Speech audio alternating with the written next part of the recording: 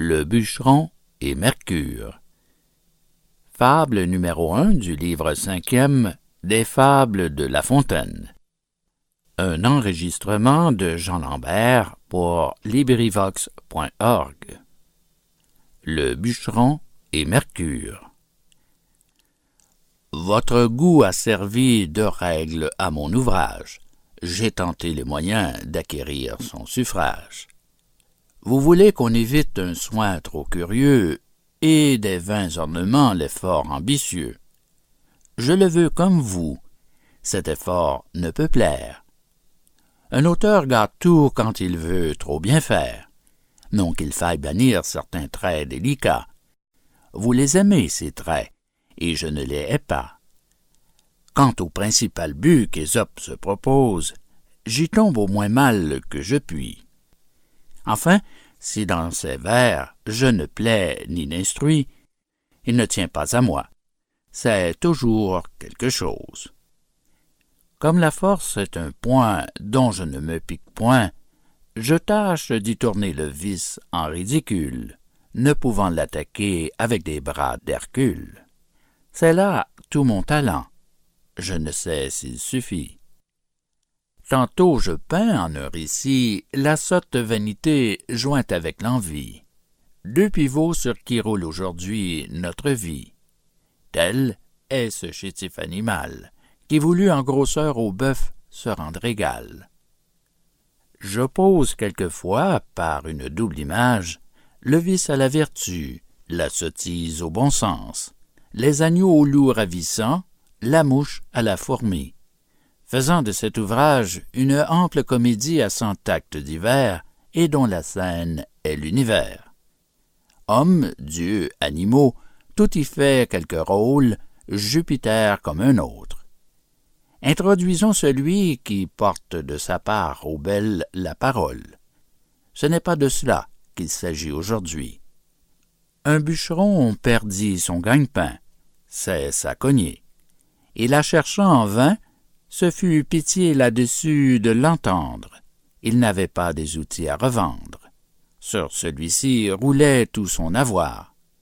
Ne sachant donc où mettre son espoir, sa face était de pleurs toute baignée.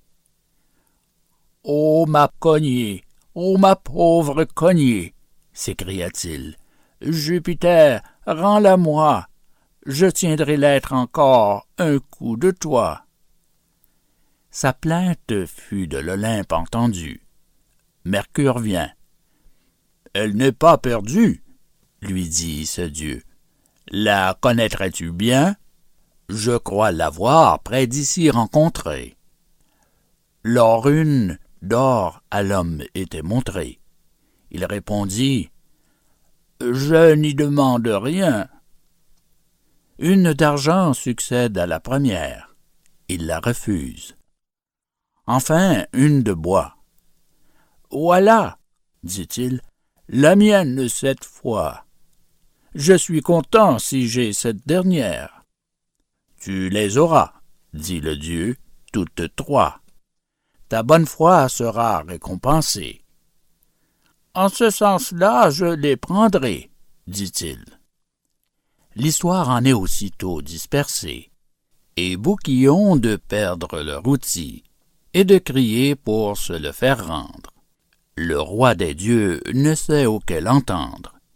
Son fils Mercure au criard vient encore. À chacun d'eux il en montre une d'or. Chacun eût cru passer pour une bête de ne pas dire aussitôt « La voilà !» Mercure, au lieu de donner celle-là, leur en décharge un grand coup sur la tête. Ne point mentir, être content du sien, c'est le plus sûr. Cependant, on s'occupe à dire faux pour attraper du bien. Que sert cela? Jupiter n'est pas dupe.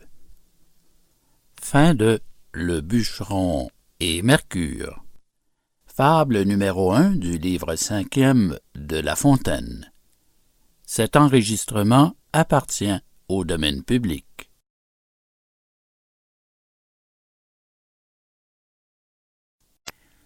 Le pot de terre et le pot de fer. Fable numéro 2 du livre 5e des Fables de La Fontaine. Cet enregistrement est fait pour LibriVox.org par Jean Lambert. Le pot de terre et le pot de fer. Le pot de fer proposa au pot de terre un voyage. Celui-ci s'en excusa, disant qu'il ferait que sage de garder le coin du feu. Car il lui fallait si peu, que la moindre chose de son débris serait la cause. Ils n'en reviendront morceaux. Pour vous, dit-il, dont la peau est plus dure que la mienne, je ne vois rien qui vous tienne. Nous vous mettrons à couvert, repartit le pot de fer. Si quelque matière dure vous menace d'aventure, entre deux je passerai, et du coup vous sauverez. Cette offre le persuade. Pot de fer, son camarade, se met droit à ses côtés. Mes gens s'en vont à trois pieds, clopin, comme ils peuvent, l'un contre l'autre jetés, au moindre hoquet qu'ils trouvent. Le pot de terre en souffre. Il n'eut pas fait 100 pas que par son compagnon il fut mis en éclat, sans qu'il eût lieu de se plaindre. Ne nous associons qu'avec nos égaux, ou bien il nous faudra craindre le destin de l'un de ces pots. Fin de la fable numéro 2, livre 5e des Fables de La Fontaine, le pot de terre et le pot de fer. Cet enregistrement fait partie du domaine public.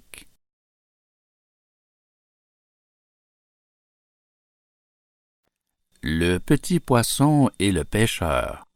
Fable numéro 3 du livre 5e des Fables de La Fontaine. Un enregistrement de Jean Lambert pour LibriVox.org. Le petit poisson et le pêcheur. Petit poisson deviendra grand pourvu que Dieu lui prête vie. Mais le lâcher en attendant, je tiens pour moi que c'est folie. Car le rattraper, il n'est pas trop certain. Un carpeau qui n'était encore que fretin fut pris par un pêcheur au bord d'une rivière.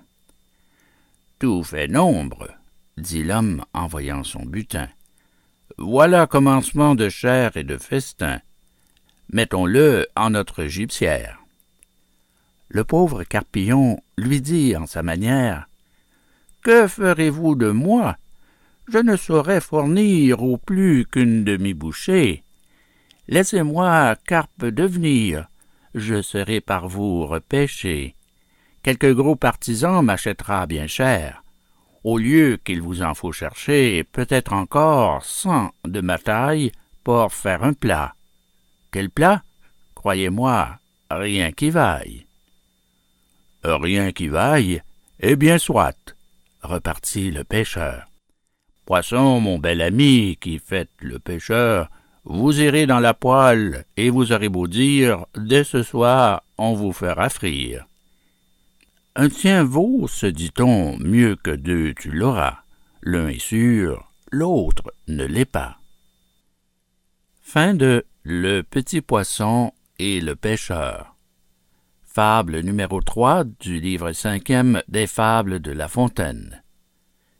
Cet enregistrement appartient au domaine public.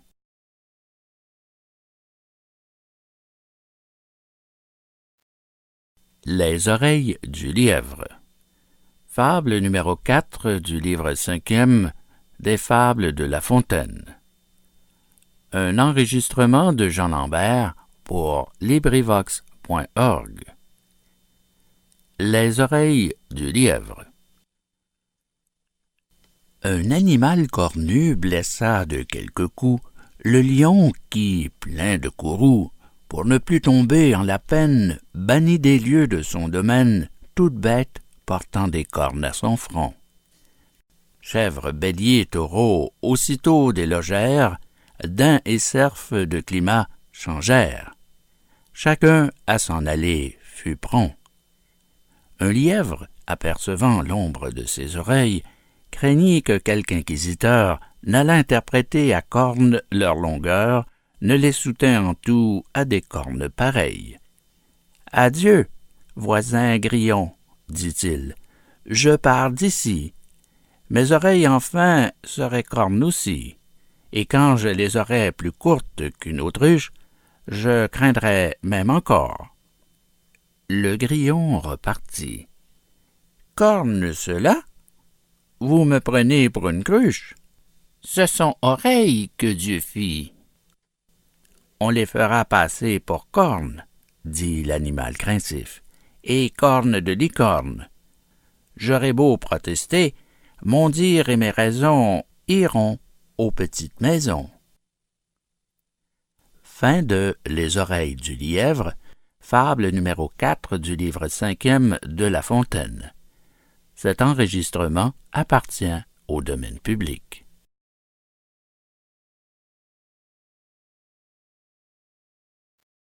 Le renard ayant la queue coupée.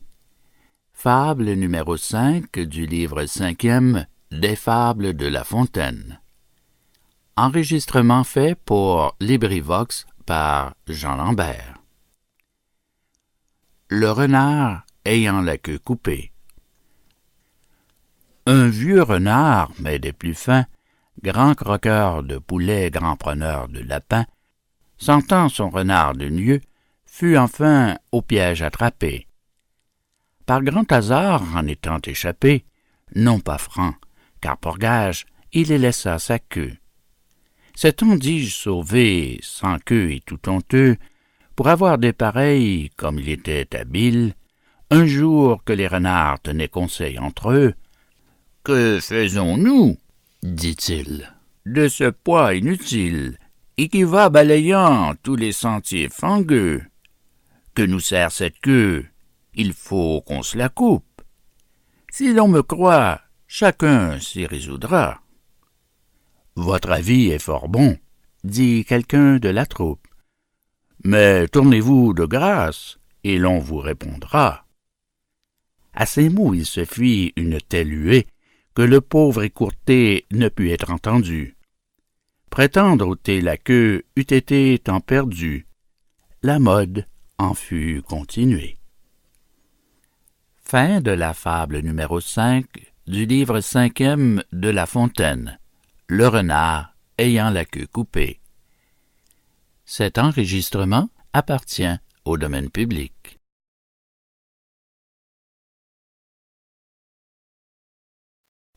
La vieille et les deux servantes.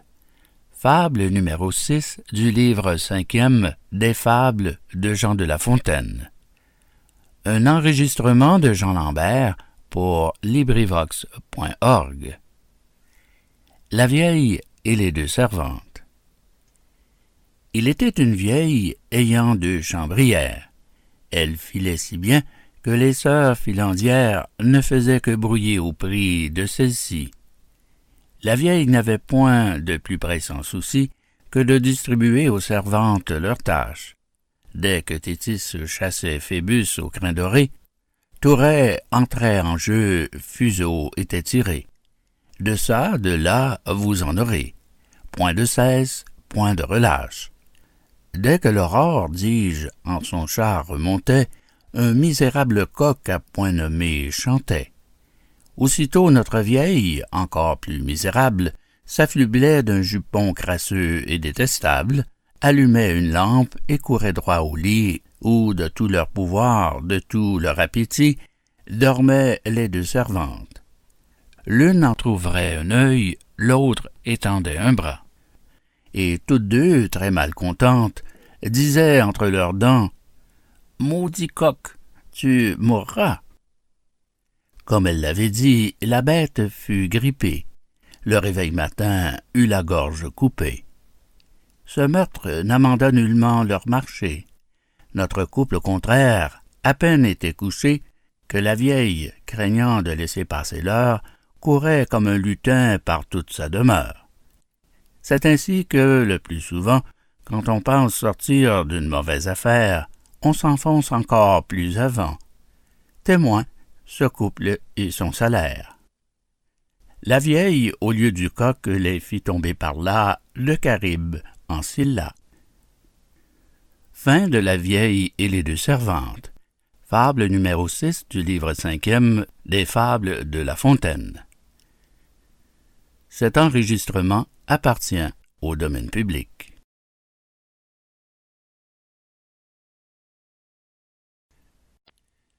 Le satyre et le passant. Fable numéro 7 du livre 5e des Fables de Jean de La Fontaine. Un enregistrement de Jean Lambert pour LibriVox.org. Le satyre et le passant. Au fond d'un âtre sauvage, un satyre et ses enfants allaient manger leur potage et prendre des cuelles aux dents. On les eût vus sur la mousse, lui, sa femme et mes petits. Ils n'avaient tapis ni housse, mais tous fort bon appétit. Pour se sauver de la pluie, entre un passant morfondu. Au brouet on le convie. Il n'était pas attendu. Son hôte n'eut pas la peine de le semondre 2 fois. D'abord, avec son haleine, il se réchauffe les doigts. Puis, sur le mets qu'on lui donne, délicat, il souffle aussi. Le satyre s'en étonne. Notre autre, à quoi bon ceci? L'un refroidit mon potage, l'autre réchauffe ma main. Vous pouvez, dit le sauvage, reprendre votre chemin. Ne plaise aux dieux que je couche avec vous sous même toit, arrière ceux dont la bouche souffle le chaud et le froid. Fin de Le satyre et le passant, fable numéro 7, livre 5e, des Fables de La Fontaine. Cet enregistrement fait partie du domaine public.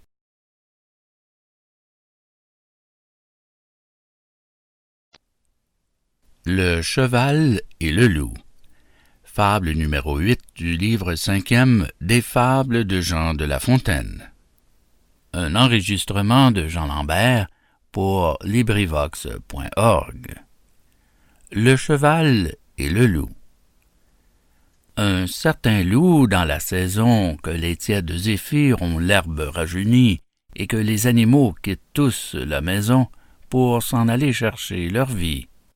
Un loup, dis-je, au sortir des rigueurs de l'hiver, aperçut un cheval qui avait mis au vert.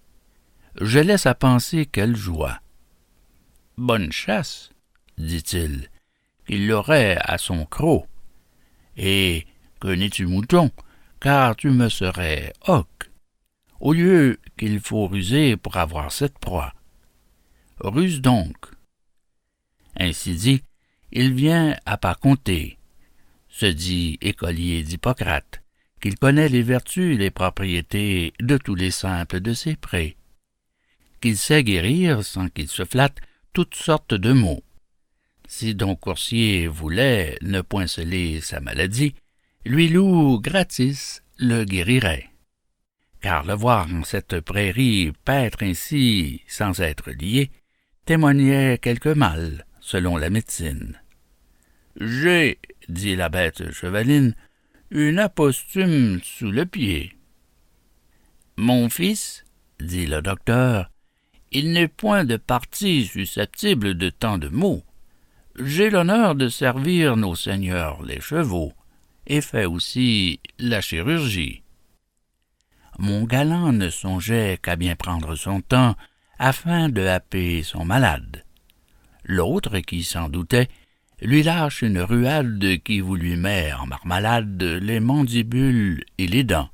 « C'est bien fait, dit le loup en soi-même fort triste. Chacun à son métier doit toujours s'attacher. Tu veux faire ici l'herboriste, et ne fus jamais que boucher. Fin de Le cheval et le loup, fable numéro 8, livre 5e des Fables de La Fontaine. Cet enregistrement fait partie du domaine public. Le laboureur et ses enfants. Fable numéro 9 du livre 5e des Fables de La Fontaine. Un enregistrement de Jean Lambert pour LibriVox.org. Le laboureur et ses enfants. Travaillez, prenez de la peine, c'est le fond qui manque le moins. Un riche laboureur, sentant sa fin prochaine, fit venir ses enfants, leur parla sans témoin. « Gardez-vous, leur dit-il, de vendre l'héritage que nous ont laissé nos parents. Un trésor est caché dedans. Je ne sais pas l'endroit, mais un peu de courage vous le fera trouver. Vous en viendrez à bout. Remuez votre champ dès que l'on aura fait l'outre.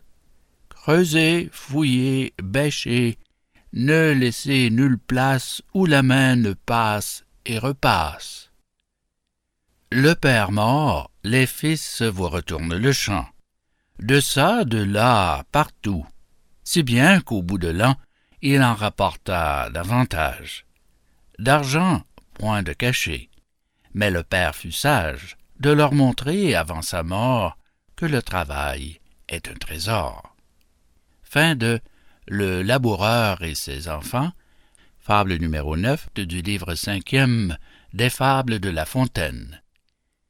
Cet enregistrement appartient au domaine public.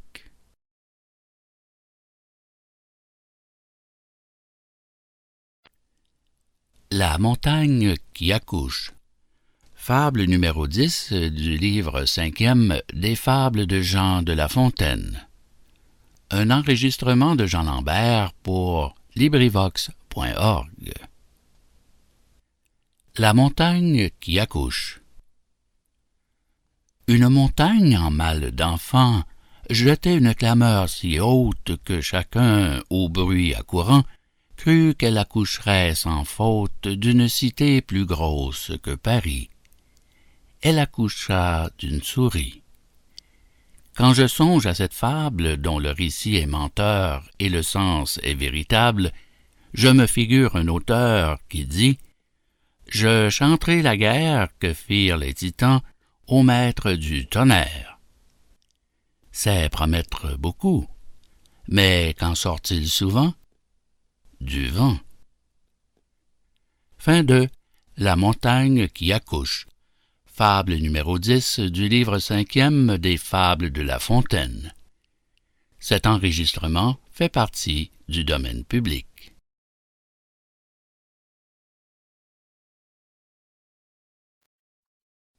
La fortune et le jeune enfant.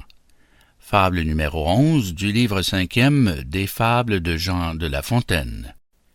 Un enregistrement de Jean Lambert pour LibriVox.org. La fortune et le jeune enfant. Sur le bord d'un puits très profond dormait, étendu de son long, un enfant alors dans ses classes. Tout est aux écoliers, couchettes et matelas. Un honnête homme, en pareil cas, aurait fait un seau de 20 brasses. Près de là, tout heureusement, la fortune passa, l'éveilla doucement, lui disant « Mon mignon, je vous sauve la vie. Soyez une autre fois plus sage, je vous prie. Si vous fussiez tombé, l'on s'en fût pris à moi. Cependant, c'était votre faute. Je vous demande en bonne foi si cette imprudence si haute provient de mon caprice. » Elle part à ces mots. Pour moi, j'approuve son propos. Il n'arrive rien dans le monde qu'il ne faille qu'elle en réponde. Nous la faisons de tous échos. Elle est prise à garant de toutes aventures. Est-on sot, étourdi, prend-on mal ses mesures? On pense en être quitte en accusant son sort. Bref, la fortune a toujours tort. Fin de La fortune et le jeune enfant, fable numéro 11, livre 5e des Fables de La Fontaine. Cet enregistrement appartient au domaine public.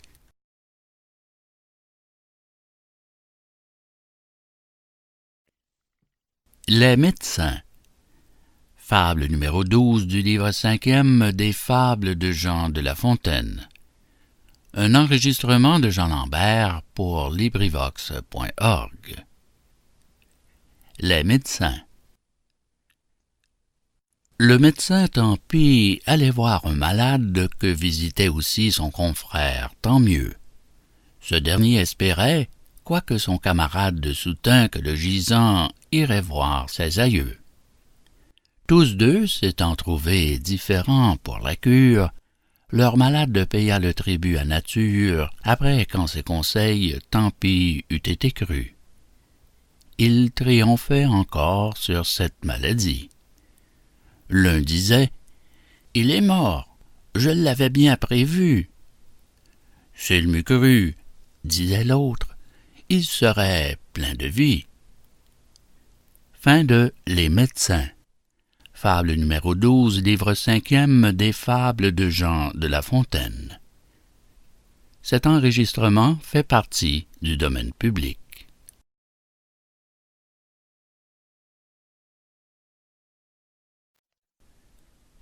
La poule aux œufs d'or. Fable numéro 13 du livre 5e des Fables de Jean de La Fontaine. Enregistrement fait pour LibriVox.org par Jean Lambert. La poule aux œufs d'or. L'avarice perd tout en voulant tout gagner. Je ne veux, pour le témoigner, que celui dont la poule, à ce que dit la fable, pondit tous les jours un œuf d'or. Il crut que dans son corps, elle avait un trésor. Il la tua, l'ouvrit, la trouva semblable à celle dont les œufs ne lui rapportaient rien, s'étant lui-même ôté le plus beau de son bien. Belle leçon pour les gens chiches. Pendant ces derniers temps, combien en a-t-on vu qui, du soir au matin, sont pauvres devenus pour vouloir trop tôt être riches. Fin de La poule aux œufs d'or, fable numéro 13, livre 5e des Fables de La Fontaine. Cet enregistrement fait partie du domaine public.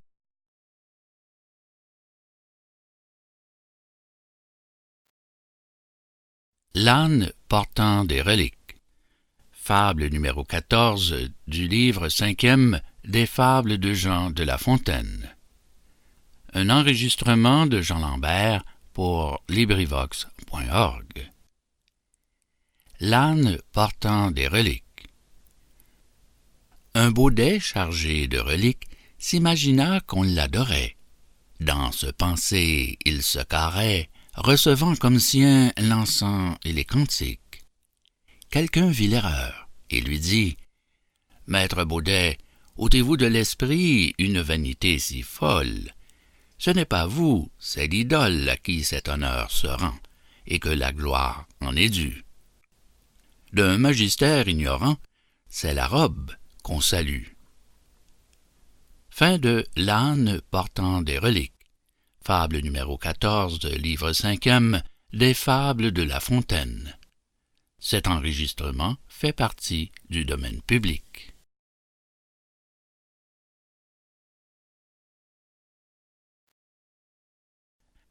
Le cerf et la vigne.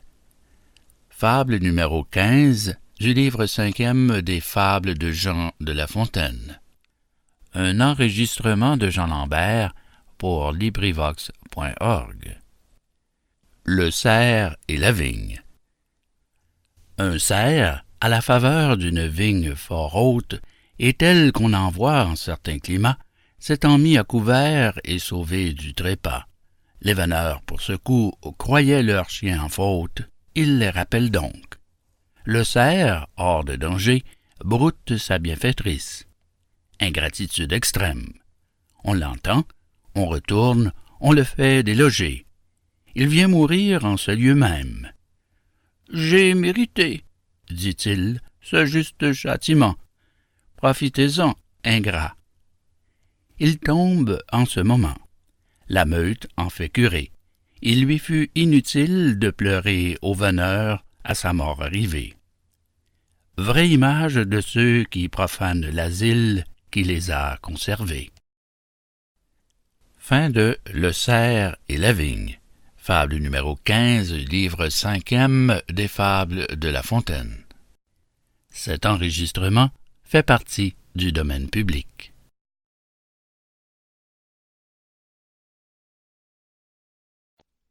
Le serpent et la lime. Fable numéro 16 du livre 5e des Fables de Jean de La Fontaine. Un enregistrement de Jean Lambert pour LibriVox.org. Le serpent et la lime. On conte qu'un serpent, voisin d'un horloger, c'était pour l'horloger un mauvais voisinage, entra dans sa boutique et, cherchant à manger, n'y rencontra pour tout potage qu'une lime d'acier qu'il se mit à ronger. Cette lime lui dit, sans se mettre en colère, « Pauvre ignorant, et que prétends-tu faire? Tu te prends à plus dur que toi, petit serpent tête folle. Plutôt que d'emporter de moi seulement le quart d'une obole, tu te romprais toutes les dents.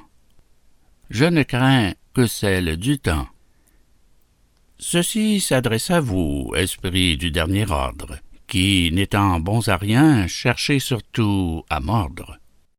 Vous vous tourmentez vainement. Croyez-vous que vos dents impriment leurs outrages sur tant de beaux ouvrages? Ils sont pour vous d'airain, d'acier, de diamant.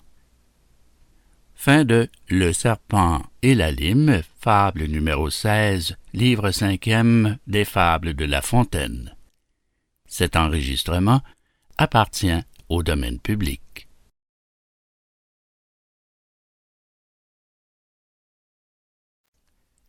Le lièvre et la perdrix.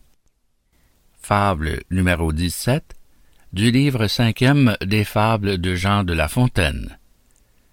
Un enregistrement de Jean Lambert pour LibriVox.org. Le lièvre et la perdrix. Il ne faut jamais moquer des misérables, car qui peut s'assurer d'être toujours heureux? Le sage Ésope, dans ses fables, nous en donne un exemple ou deux. Celui, quand ses vers je propose, et les siens, ce sont même chose. Le lièvre et la perdrix, concitoyens d'un champ, vivaient dans un état, se semble, assez tranquille. Quand une meute, s'approchant, oblige le premier à chercher un asile. Il s'enfuit dans son fort, met les chiens en défaut, sans même en accepter Briffaut. Enfin, il se trahit lui-même, par les esprits sortant de son corps échauffé. Miraut, sur leur odeur ayant philosophé, conclut que c'est son lièvre, et d'une ardeur extrême, il le pousse. Et Rustaud, qui n'a jamais menti, dit que le lièvre est reparti. Le pauvre malheureux vient mourir en son gîte. La perdrix le raille et lui dit « Tu te vantais d'être si vite, qu'as-tu fait de tes pieds? » Au moment qu'elle rit, son tour vient. On la trouve, elle croit que ses ailes la sauront garantir à toute extrémité. Mais la pauvrette avait compté sans l'autour au cerf cruel. Fin de Le lièvre et la perdrix. Fable numéro 17 du livre 5e des Fables de La Fontaine. Cet enregistrement fait partie du domaine public.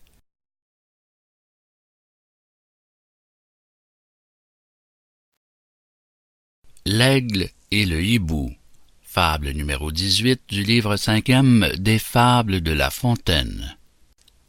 Un enregistrement de Jean Lambert pour LibriVox.org. L'aigle et le hibou.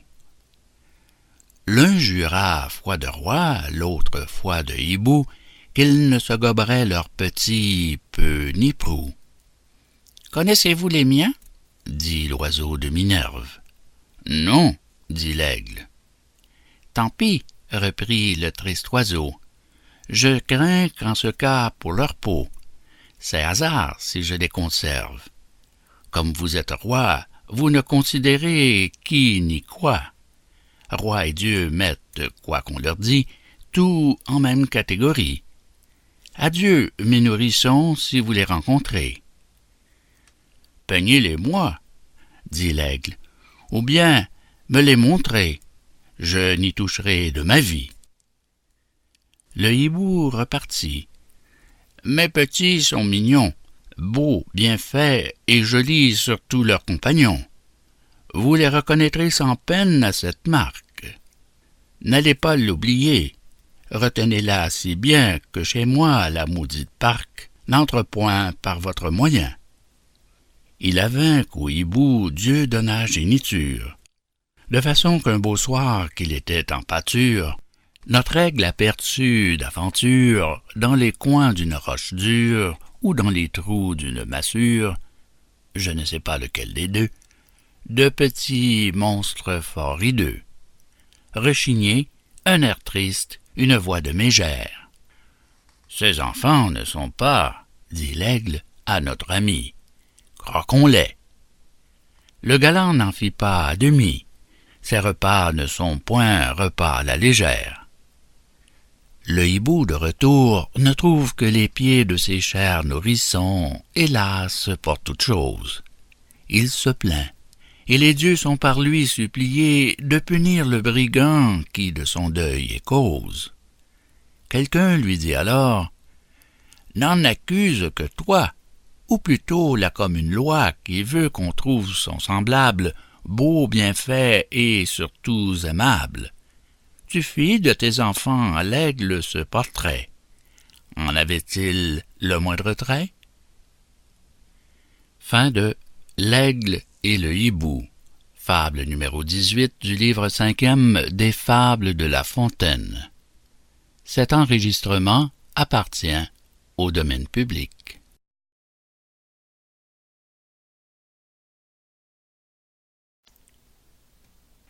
Le lion s'en allant en guerre. Fable numéro 19, livre 5e des Fables de Jean de La Fontaine. Un enregistrement de Jean Lambert pour LibriVox.org. Le lion s'en allant en guerre. Le lion, dans sa tête, avait une entreprise. Il tint conseil de guerre, envoya ses prévôts, fit avertir les animaux. Tous furent du dessein, chacun selon sa guise. L'éléphant devait sur son dos porter l'attirail nécessaire et combattre à son ordinaire. L'ours s'apprêter pour les assauts. Le renard ménager de secrètes pratiques. Et le singe amuser l'ennemi par ses tours. Renvoyer, dit quelqu'un, les ânes qui sont lourds, et les lièvres sujets à des terreurs paniques. Point du tout, dit le roi. Je les veux employer.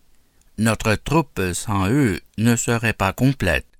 L'âne effraiera les gens, nous servant de trompette, et le lièvre pourra nous servir de courrier. Le monarque, prudent et sage, de ses moindres sujets sait tirer quelque usage et connaît les divers talents. Il n'est rien d'inutile aux personnes de sens.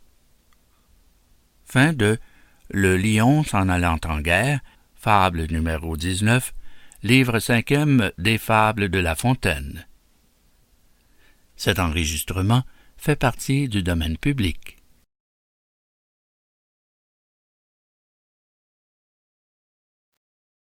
L'ours et les deux compagnons. Fable numéro 20 du livre 5e des Fables de Jean de La Fontaine. Un enregistrement de Jean Lambert pour LibriVox.org. L'ours et les deux compagnons. Deux compagnons, pressés d'argent, à leurs voisins fourreurs, vendirent la peau d'un ours encore vivant, mais qu'ils tueraient bientôt, du moins à ce qu'ils dirent. C'était le roi des ours au compte de ses gens. Le marchand sa peau devait faire fortune, elle garantirait des froids les plus cuisants. On en pourrait fourrer plutôt 2 robes qu'une. Des denneaux prisaient moins ces moutons que leur ours, leur et à leur compte, et non à celui de la bête. S'offrant de la livrer au plus tard dans 2 jours, ils conviennent de prix et se mettent en quête. Trouvent l'ours qui s'avance et vient vers eux au trot. Voilà mes gens frappés comme d'un coup de foudre. Le marché ne tint pas. Il fallut le résoudre. D'intérêt contre l'ours, on n'en dit pas un mot. L'un des deux compagnons grimpe au faîte d'un arbre.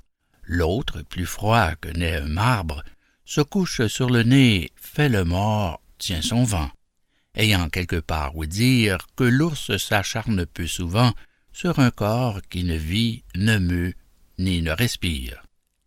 Seigneur Ours, comme un sot, donna dans ce panneau. Il voit ce corps gisant, le croit privé de vie, et, de peur de supercherie, le tourne, le retourne, approche son museau, flaire au passage de l'haleine. « C'est, dit-il, un cadavre. Ôtons-nous, car il sent. » À ces mots, l'ours s'en va dans la forêt prochaine.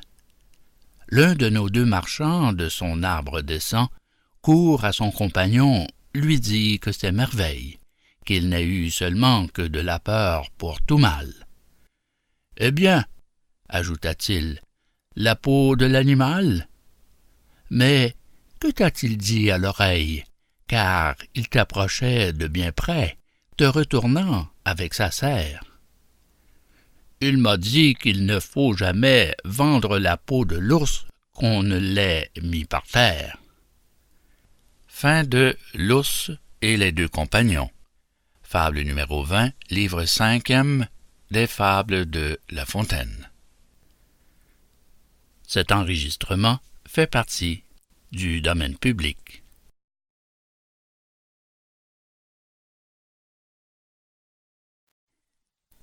L'âne vêtu de la peau du lion.